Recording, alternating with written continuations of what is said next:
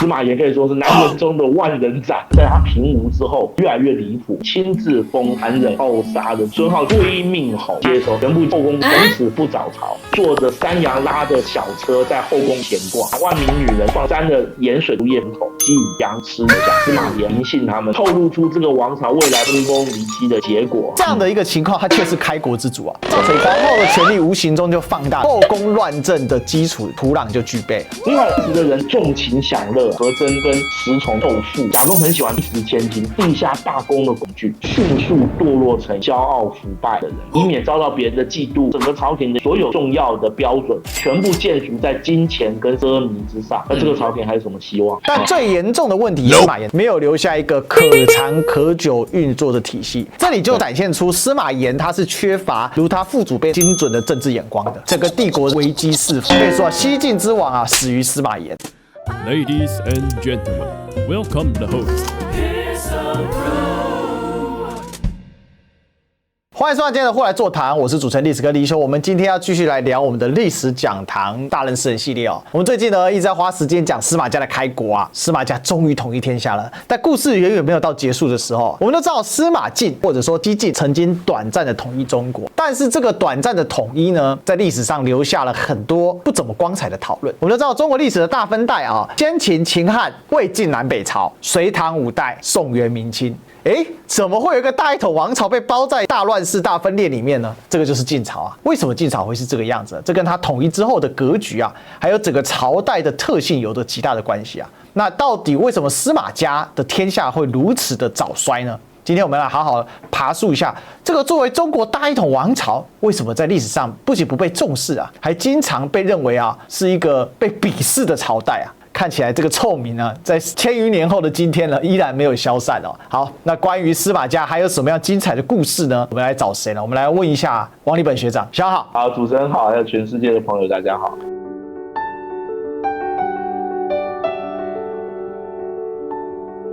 像这个，今天我们要继续来讲司马家终于统一了天下，花了整整10几年的准备啊，好不容易统一了，结果呢，统一没多久，天下又要大乱了。司马炎到底是留了一个什么样的天下，导致了这样的一个崩盘了？我们是不是先把发条先转到一开始的地方啊？司马炎家统一了西晋，其实还是有一些启发性的吧？没错，好，司马家真的可以说是中国历史的票房毒药，对不对？一直到现在，你看1500-600年之后，还是不受到读者们的待见，因为所有的正统王朝都有一个高光时刻，哪怕是两宋，我们就可以在文字武功里面找到一些亮点。唯独真的找不到任何亮点的统一王朝就是西晋啊，被认为是政治腐败、君主低能，有非常多不光彩的事情的王朝，所以给人的印象很差。但实际上，我们要知道一件事，西晋还是被传统的中国史家用所谓的春秋笔法这样一个标准，把它列入了所谓的正统王朝，所以它还是正统王朝，这一点是没有问题。所以我们也要去正视，就是说西晋被列为正统王朝它的一些重要原因。首先第一个就是西晋再怎么说它都结束了从东汉黄巾之乱之后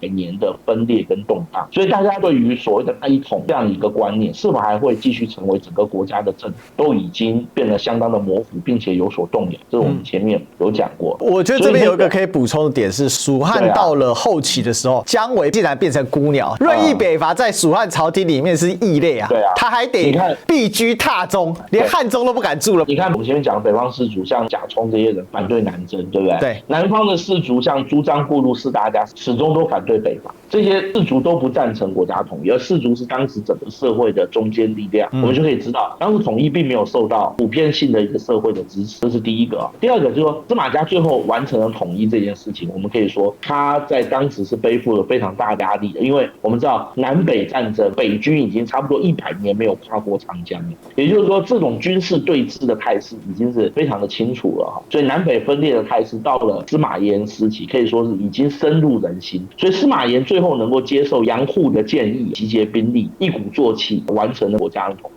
这件事情来讲，他也是需要非常高的意志力跟他的决心。这可以说是司马家之所以会受到中国传统史家的青睐，依然把它列为正统王朝的一个很重要的原因。我们甚至可以说，司马家的西晋王朝统一，继秦汉之后的中国第2次大一统。所以基本上这个王朝的历史地位还是值得我们去给予一定程度的肯定的。第二个就是说，司马家虽然说在政治上面他完成了大一统的历史使命，也就是说在整个历史的正统发展上他站住脚，但是一般认为说它还是有违历史发展的道统。什么是道统呢？很简单，因为它等于是用篡世的方式得到了国家各位，篡位德国，甚至于篡位之后再弑君，这个恶例就是从司马家所开的。有另外一个王朝可以跟它作为一个对比，就是王莽，新莽王朝，这是在历史上评价更低，是不是啊？王莽跟司马家一般都被传统史家所谴责，认为他们是乱臣贼子。王莽不但篡位，也弑君啊。根据《汉书》的记载，他是毒死了当时的汉平帝嘛，他自己的女婿。王莽当时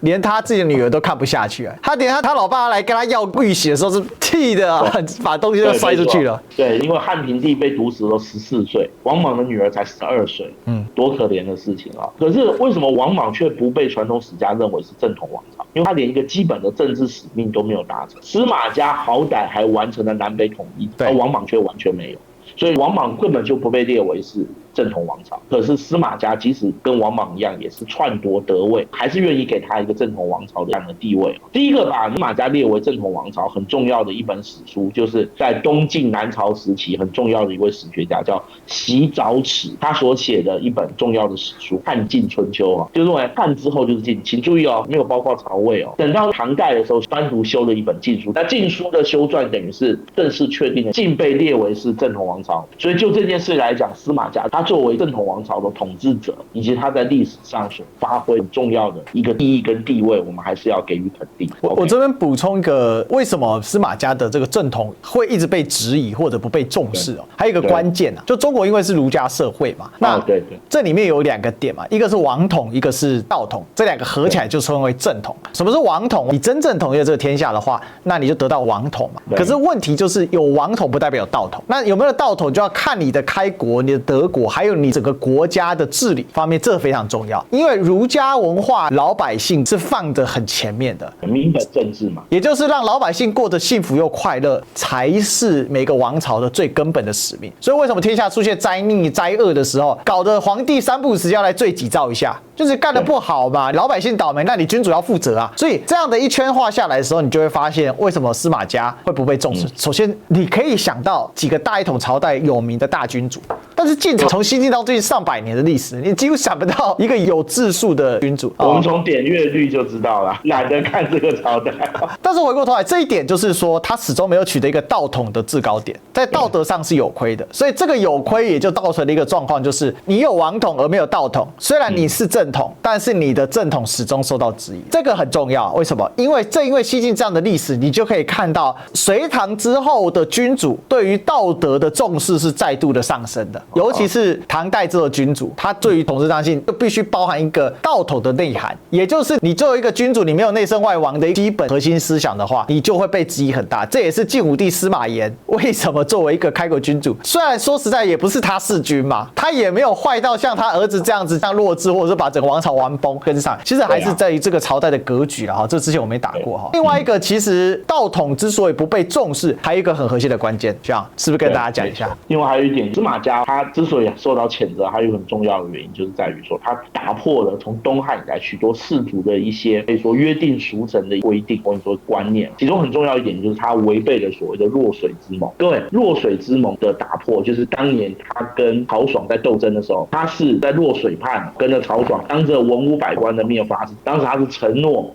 一定会保证曹爽等人的身家安全。结果没有多久，立刻就翻脸，把曹爽家诛灭3族。可以说历历在目的誓言竟然就被打破了。过去也有人提出一些质疑啊，就是说这件事情难道有那么重要吗？因为过去打破自己誓言这样的一个恶例又不是没有出现过。比如说刘邦当年跟项羽约定好的楚河汉界1个月他就被约的，但是各位刘邦不一样，大家都心知肚明，刘邦是一个出身草莽的匹夫啊，对不对？那你们这些士族是有道德跟文化规范的一个群体那你违背自己的誓言，等于是把整个时代的风气给带坏了啦。所以司马家也受到很大的谴责。但是司马懿等于是整整装病9年嘛，对不对？这个就造成一个很大的不良影响，就是到了后来，所谓以自己年老身体状况不好申请退休的老臣，就再也没有办法得到君主的信任。这种退休老臣想要安享晚，就变成一个充满艰巨的挑战。其中有2个很重要的例子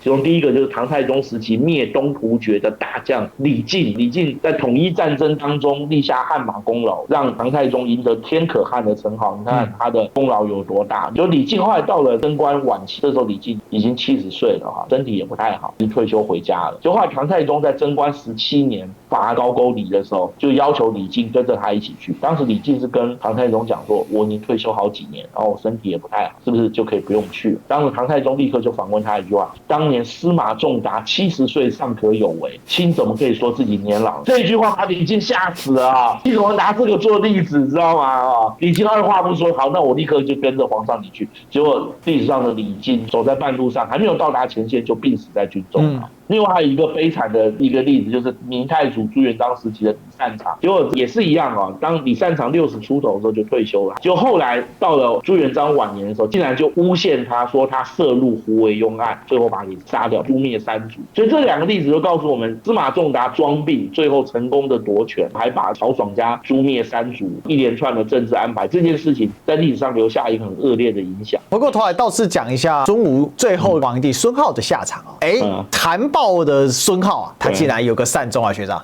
所以有时候历史就充满讽刺，对不对？照道理讲，孙皓这个暴躁、残忍、暴杀的这样的一个人，竟然最后是善终了，而且他善终的时候还是有的爵位善终的啊。吴国被灭亡，其实整个姓孙的皇族都被迁到洛阳去了，而且不只是姓孙的皇族，我后面会看到，连当时南方重要的氏族里面的成员也被迁到洛阳去了。当时晋武帝司马炎亲自封孙皓为归命侯，最后他住在洛阳，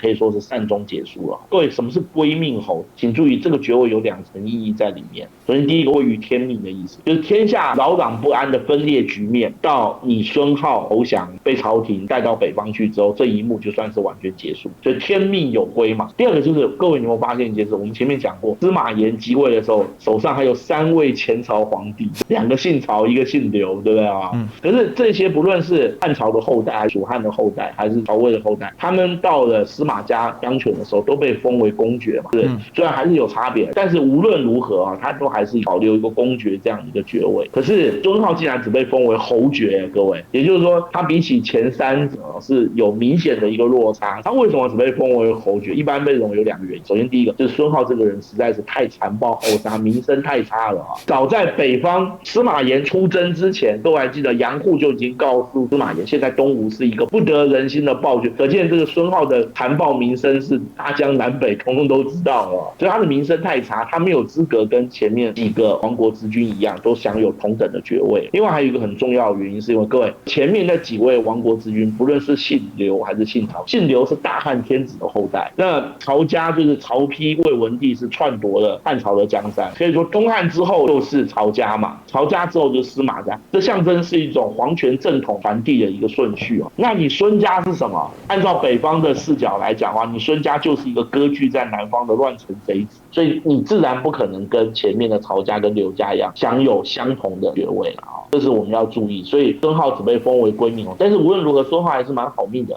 这个人这辈子没干什么好事，可是最后才可以善终，对不对？而且死的时候还是晋朝稳定的时候，没有出什么大事的时候，所以他也算是好命人。好，我这边补充几个哦。刚才我们看到汉朝的爵位哦，大家有没有发现山阳公还在啊？山阳公是汉献帝的后代，所以你可以看到司马家因为是士族出身，他对于政治的操作是很精细的哦。他依然保留着东汉的正支山阳公，可是我又偏偏封了一个东汉的偏支安乐公。这个安乐公厉害了，一直到刘禅死了之后，他的儿子还继承了这个安乐公。所以接近的政治有一个特点，它是氏族政治的精致化的体现。他们对政治的操作很精细，所以他们每一个步骤都有它的政治意涵在里面。为什么让山阳公跟安乐公并列呢？虽然山阳公实质上相当于郡公等级啦，所以他的这个操作很细节，就是我虽然爵位确实是从东汉的刘家、曹魏的曹家继承下来，但是呢，一定程度上又让你东汉的刘家被贬了一点。你看，你另外一支旁支的后代刘禅，他也是位列为公，而真正大一统天下的是我站在制高点的司马家，他有一个这样的味道在。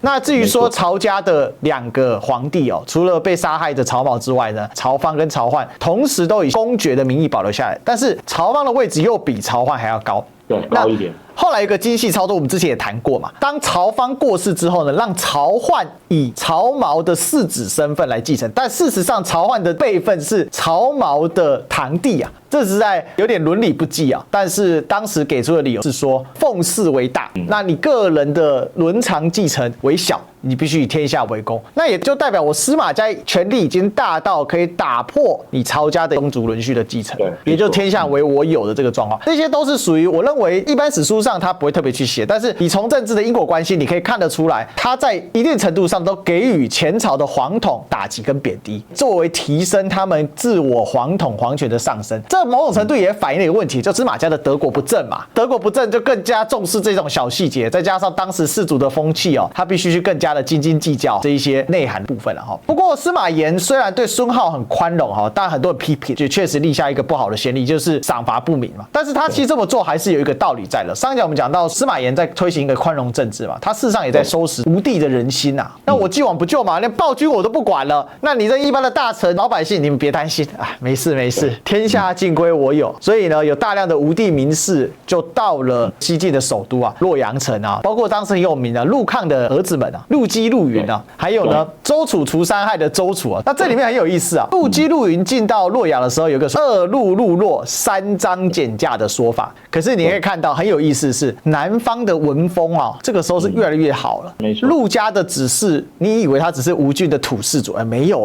他们的文学造诣程度竟然可以迫使在洛阳土生土长的张家减价，再次的显现南方经过长期经济文化的发展，它其实这个也慢慢在跟上。但也可以代表对于西晋王朝来讲，他并没有去彻底的清算南方的士族啦。他对南方士族非常宽大，他希望能够展现一个大一统王朝的格局，就是我用人不再居于一格了哈，就是所有这些属地的或者吴地地区的能人贤士，我都愿意给予任用。像周楚还被赋予军权，在对外族作战，所以就这点来讲，我们还是要肯定的，就是司马炎还是有心做到说让南北能够有一种天下一家的这种感觉，这是很重要的哈。所以他展现出我对南方吴人没有任何的歧见，都愿意让他们在洛阳朝廷当中崭露头角，我们可以这样讲。是，另外南方人跟北方人相处，当然还是有一些冲突的产生啊，还有一些朝廷融合不顺畅的问题啊。比如说蛮有名的孙皓羞辱贾充啊，肖老师是不是讲一下这个故事呢？其实孙皓是一个反应很快、非常聪明的人，这就是一桩蛮有意思的事。孙皓被俘虏到洛阳之后，当时就很多北方的士族想要试图羞辱他，而且孙皓本身名声又不好，对不对？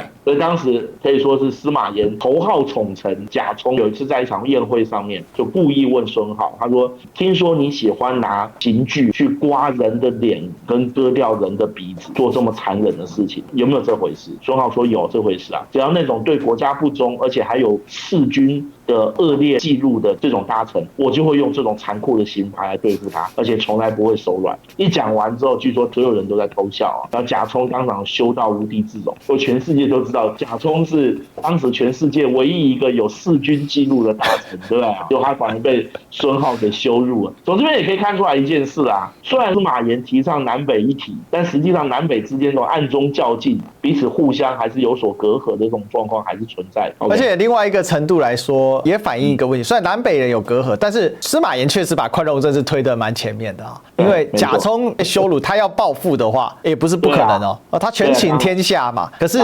你看孙皓还是活到善终啊。我觉得这也是一个很特色的地方啦。虽然我们可以说司马炎的开国缺乏一种锐气啊，但某种程度，他确实在宽容的方面，司马炎的心胸跟度量，我认为还是相对不错的。再来还有一个问题就是灭吴之后论功行赏啊，这很重要啊。那有论功行赏吗？肖老师是不是来讲一下这个部分？宽容政治推到最后就是滥封滥赏，对啊。像贾充这种人当然不在话下，因为他是司马炎的老班底。对，前面一些立下大功的人，像这王浚啊、杜预啊、胡奋啊，这些人都在战场上效忠，然后的确立下大功的，也都给予相当丰厚的封赏。除了加官进爵之外，他们的家族的地位也被司马炎所特别加以抬高了。另外就是贾充，贾充当时已经封无可封，赏无可赏，已经到这种地步了，可以说4个字：位极人臣。整个司马炎最宠幸的大臣就是他。我们知道贾充也担任名义上伐吴的统帅，所以说伐吴他也有一份功劳，这似乎也勉强讲得过去了。可是有很多基本上对整个朝廷或者说对整个统一大业没有什么作为的人，竟然也受到了很波的风潮。最有名的例子就是在《世说新语》里面常常炫富的石崇，就是一个很典型的例子啊。石崇就是一个标准的官三代，几乎没有看到他有任何的表现，而且石崇甚至于到什么地步，他无聊的时候最喜欢做的事情就是到今天的河南跟湖北，因为我们知道那是南北交通要冲嘛，他假扮成强盗去那里抢劫。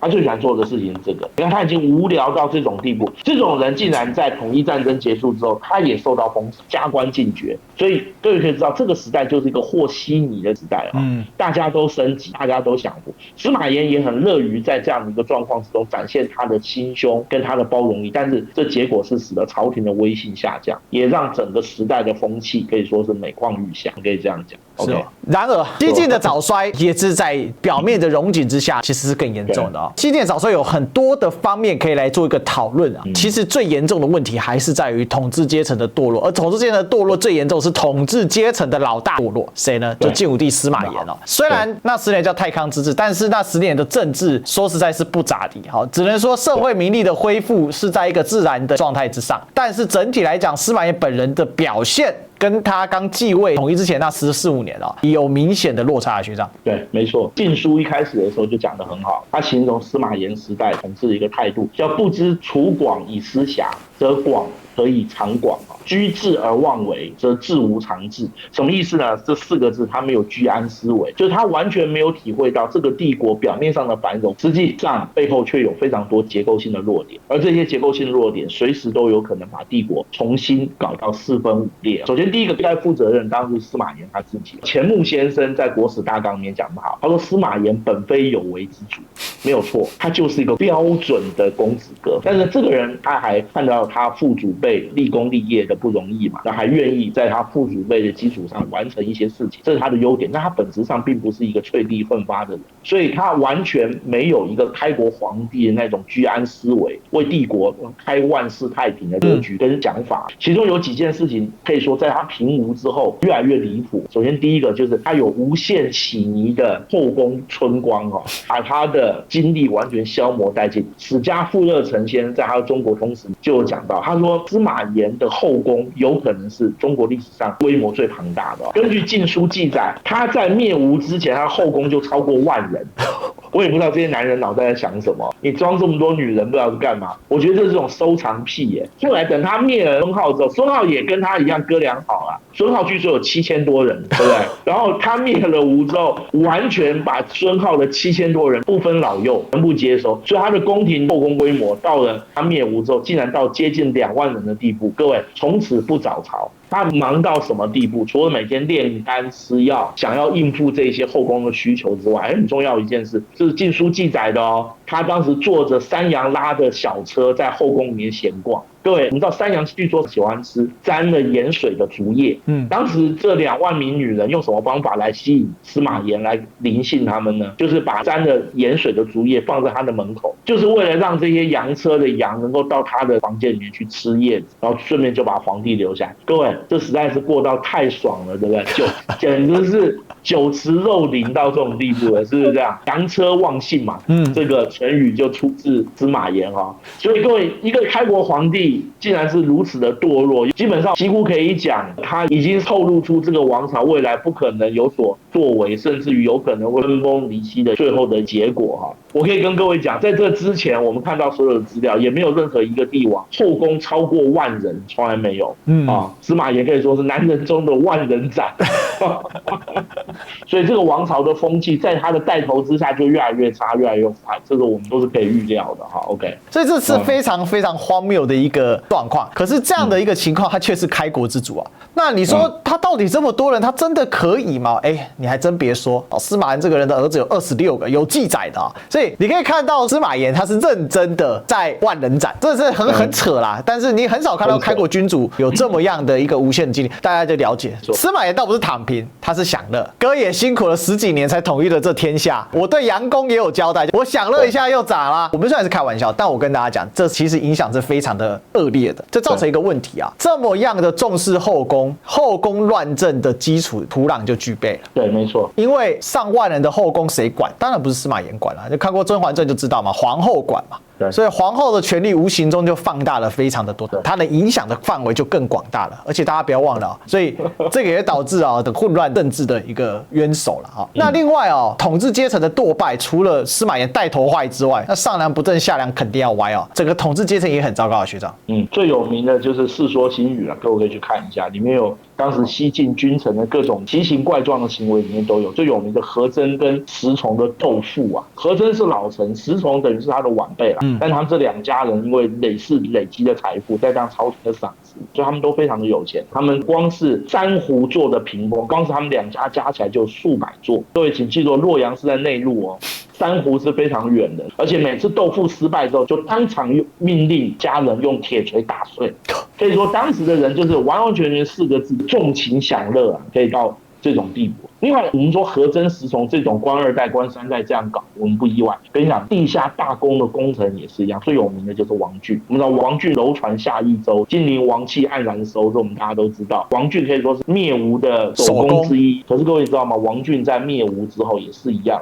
迅速堕落成一个骄傲腐败而且挥霍无度的人。他为什么会这样？当然有史家分析，我说王浚因为他们家族的出身不是那么好，他为了以免遭到别人的嫉妒所以他就把自己变成一个这样的人。但是无论如何，这也是受到时代风气的影响。对，连王浚这样有为的统帅都是如此，我们就可以想象当时的官场堕败到什么地步。另外还有一个很有名的人，就是我们前面讲的贾充，几乎所有坏事都有他，对不对？贾充也一样贾充很喜欢施恩于人。他施恩于人的方法有2个，第一个就把这个人保荐入朝廷做官，第二个就是一掷千金，撒钱给别人就钱变成整个朝廷的一个通行证，已经到这种地步了。对，想想看，这个朝廷所有一切重要的标准，全部建筑在金钱跟奢靡之上，那这个朝廷还有什么希望？所以钱穆先生在《国史大纲》里就讲，西晋的开国集团是中国所有历朝开国集团当中最腐败、最黑暗的一群。我想是没有问题的。但最严重的问题还不止于如此一个朝代是大是小，还有一个关键，你能不能进入体系？刘邦能够建立汉朝，他有一个很大的关键：白马盟誓，非刘氏而望者，天下共击之。他建立的是一个系统，什么系统？就除了我刘氏之外，你不能再称王了。那这个就终结了从先秦时代一直延续到楚汉之争的时候，所谓异姓诸王遍地状况。虽然后面有吕氏诸王嘛，但是他这句话给了后来陈平他们荡平吕氏诸王很重要的一个立论的根据这个就叫体系。没有办法建立体系的人，他的王朝就很容易短命。那这个就是司马炎的问题他统一之后，他们不但没有削弱氏族政治，还强化了氏族政治。为什么？因为他滥功滥赏嘛。这些氏族本来没功的就打击下去，有功的就拉上来。理论上，如果照这样的话，那谁来决定你的前途？皇权决定。可是你滥功滥赏的结果就是，那是身份决定。但一旦堕入身份政治，那就必然成为门阀政治。那这个是一个很坏的一个影响。另外呢，还有他想要削弱东晋的武力，可是削弱了东，却制造了西学长。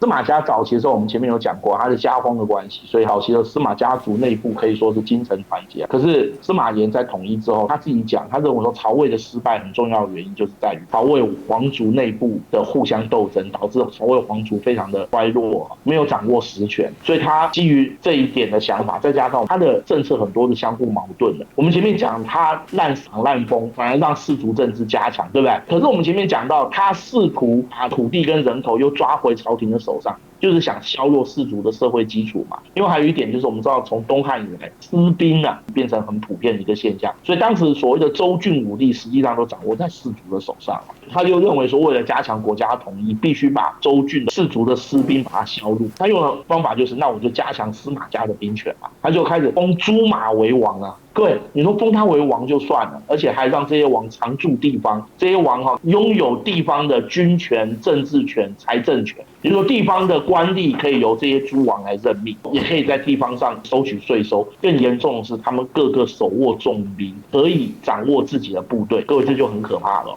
这等于是当年七国之乱之前西汉状况的一个重现。我们可以说，他让司马家掌兵权，让司马皇族的力量加强，但是并没有达到安定帝国国的目标哈。所以这就埋下了之后八王之乱的基础嘛。而且整个司马家的精诚团结受到了非常强大的动摇。为什么呢？首先呢，他坚信司马家精诚团结，信司马的不会造反嘛。可是大家了解，司马家能精诚团结，它是有时代背景跟脉络的。这里就展现出司马炎他是缺乏如他父祖辈那样子精准的政治眼光的。司马懿之所以特殊，是司马懿他能够看出这个大战略格局，所以他可以笑到最后嘛。当时司马家最重要的大宗长啊，司马孚啊，叔公啊，272年的时候已经过世了啊。到了280年统一的时候，其实司马家的大宗长已经过世好久了。到底谁当大宗长呢？司马炎当然他是老大，但是别忘了司马懿的大哥司马朗他也有后代啊。司马孚的后代更多啊，所以当司马家封的时候，他有遇到一个很大的问题，就是这么多司马封王，那在整个宗族关系里面，其实司马懿的后代，包括他的爸爸司马昭，都不是真正意义上的嫡长子。所以你这个精诚团结，过去靠的是整个家族团结合作，然后血缘的关系去巩固。可是发展到这个程度上的时候，血缘已经变成一种论资排辈的工具，而不是联络情感的必然的时候，那他的世界的系带就慢慢拉扯掉了嘛。那再加上大宗长过世了嘛，司马孚不在了，缺乏有威望的大家长，然后你自己又贪图享乐，你又不建构一个体系的时候，司马家的分裂看起来就是必然会发生的。其实同样的状况就是发生在七国之乱，但这也很扯嘛。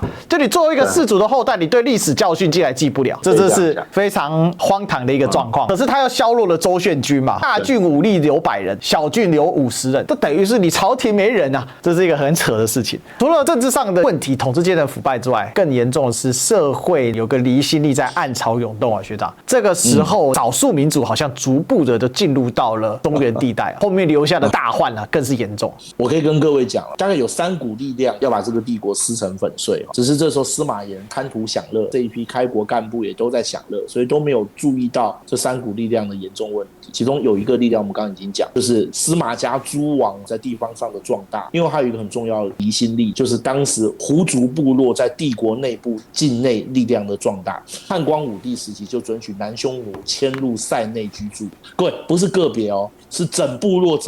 进入到农耕地带进驻。东汉很重要的一个国防政策4个字叫以夷制夷啊。如果各位你去翻《后汉书·窦宪列传》，会发现一件事：窦宪部队的主力很多都是所谓的南匈奴、乌桓、鲜卑、氐、羌这些部落的部队哈。所以简单说，东汉到了中叶之后，整个国家的边防武力就很依靠这一些迁入中国境内的部落。这个状况其实跟罗马帝国的中晚期非常像，就整个帝国的边防反而移交给了外族哈。而这个情况无疑着就有潜在的危险。当时在中国境内少数民族后来也都参加了东汉末年之后中国的内战，最有名就是在西北的马超就有许多羌族的士兵嘛。另外诸葛亮跟姜维屯兵汉中一带，对曹魏进行北伐的时候，羌族的部队始终都是蜀汉很重要的盟友。另外曹操的乌桓骑兵啊，各位是非常有名的。所以这种情况到了三国时代就非常明显，可以说是当时三国的部队里面都有许多外族的成分在里面。边区的胡化无疑着充满着危险。到了西晋晋武帝司马炎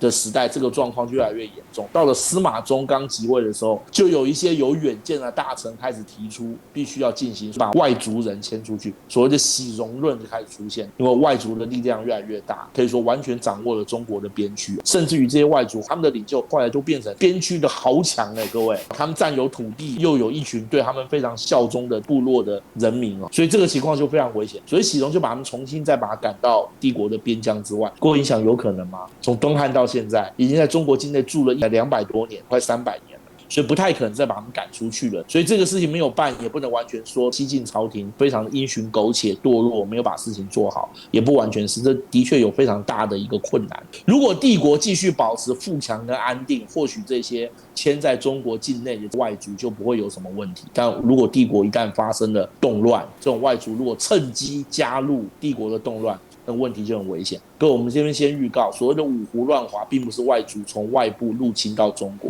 是五族在中国境内趁着八王之乱加入中国的内战，这样讲才对哈。所以这个问题到了这个时候已经隐隐约约到了爆发的边缘，而没有一个很妥善的处理方法哈。还有一个很直白的问题是，帝国始终没有针对部落所形成的自然结构做出处置，你必须对部落做出重新打散编排，也就是编户齐民的处置。组织，你才有办法真的去打破部落内部的向心力，让他们从部落民转变成帝国的臣民。结果到后来反而在八王之乱的时候，变成八王拿来斗争的工具啊。好，这个地方呢，先跟大家报告一下。再来，其实还有一个问题是，南方的吴人哦，始终没办法真正的效忠啊。这问题当然也是很大了。我们刚才提到陆基、陆云、周楚啊等等，南方的士人啊，跟北方的士人有一个最大的问题，乡音不通啊。乡音无改鬓毛衰啊，儿童相见不相识啊。陆基跟陆云的学问没话讲，真的。前面有讲到孙修在南京建立太学嘛，对不对？使得中国南方的儒学有了一个信仰的中心啊。那陆基、陆云都是南京太学出身，还有就是他们家家学渊源嘛，本身就是士族，藏书丰富，所以陆基、陆云都是当时南方德高望重的学者。他们到了洛阳朝廷之后，也担任过不同的官职，甚至于官列九卿，相当于今天我们讲部长这样的等级哈，甚至于还担任过尚书。对，各位尚书就可以参与帝国的机要了。